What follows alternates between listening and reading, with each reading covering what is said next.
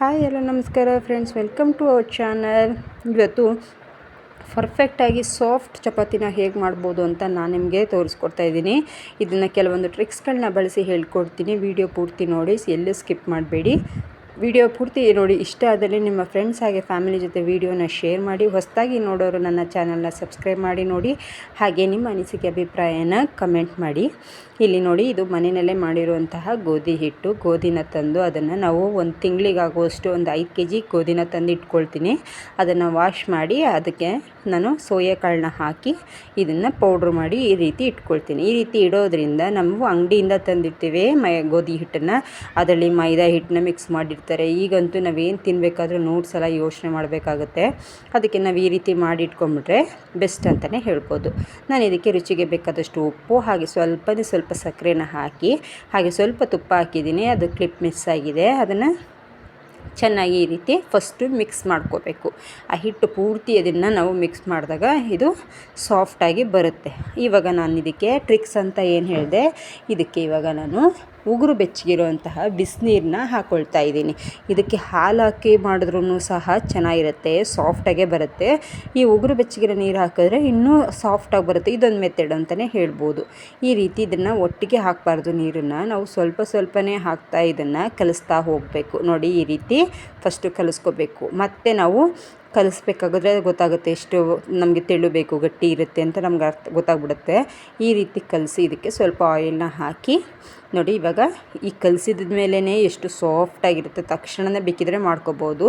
ಅದಕ್ಕೆ ಬದಲಾಗಿ ಒಂದು 10ರಿಂದ 15 ನಿಮಿಷ ಇದನ್ನು ನೆನೆಸಿ ಮಾಡಿದ್ರೆ ಇನ್ನೂ ಸಾಫ್ಟಾಗಿ ಬರುತ್ತೆ. ನಮಗೆ ಲೇಯರ್ ರೀತಿ ಬೇಕಾ ಅಥವಾ ಬೇಡ ಅಂದರೆ ನಾವು ಹಾಗೆಯೇ ಚಪಾತಿ ಬೇಕಾದ್ರೂ ಮಾಡ್ಕೋಬೋದು.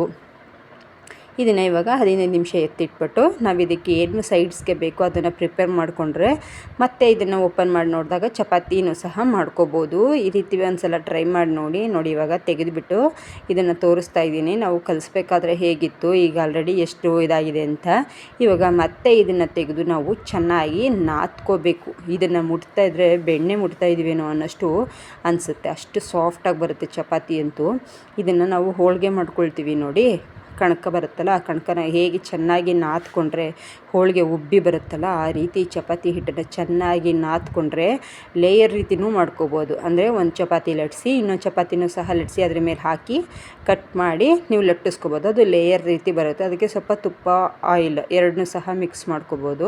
ಇಲ್ಲ ಬೇಡಪ್ಪ ನಾವು ನಾರ್ಮಲ್ ಚಪಾತಿ ಮಾಡ್ತೀವಿ ಅಂದ್ರೂ ಸಹ ನಾರ್ಮಲ್ ಚಪಾತಿನೂ ಸಹ ತುಂಬಾ ಸಾಫ್ಟಾಗೇ ಬರುತ್ತೆ. ಟ್ರೈ ಮಾಡಿ ನೋಡಿ ಈ ರೀತಿ ಒಂದು ಸಲ.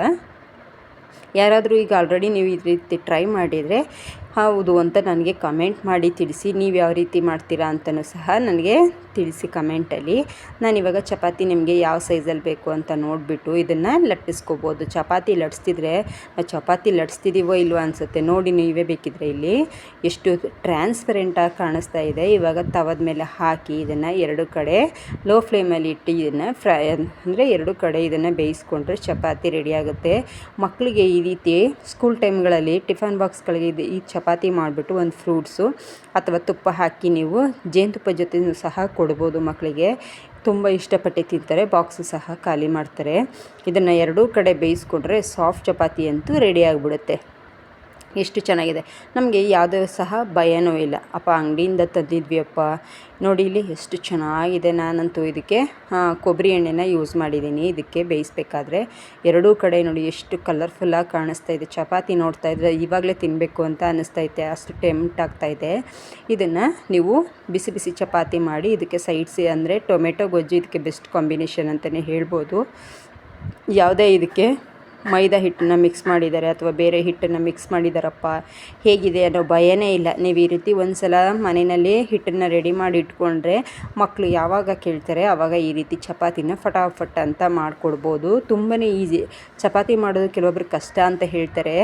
ಈ ರೀತಿ ಮಾಡಿ ನೋಡಿ. ನೀವು ಚಪಾತಿನೇ ಆಲ್ಮೋಸ್ಟ್ ದಿನಪೂರ್ತಿ ವೀಕ್ಲಿ ಪೂರ್ತಿ ಮಾಡ್ತಾಯಿರ್ತೀರ. ಇದಕ್ಕೆ ಟೊಮೆಟೊ ಗೊಜ್ಜು, ತೆಂಗಿನಕಾಯಿ ಚಟ್ನಿ ಅಥವಾ ಶೇಂಗಾ ಚಟ್ನಿ ಬೆಸ್ಟ್ ಕಾಂಬಿನೇಷನ್, ಅಥವಾ ಕುಂಬಳಕಾಯಿ ಪಲ್ಯ ಮಾಡ್ತಾರಲ್ಲ ಅದು ಸಹ ಬೆಸ್ಟ್ ಕಾಂಬಿನೇಷನ್ ಅಂತಲೇ ಹೇಳ್ಬೋದು.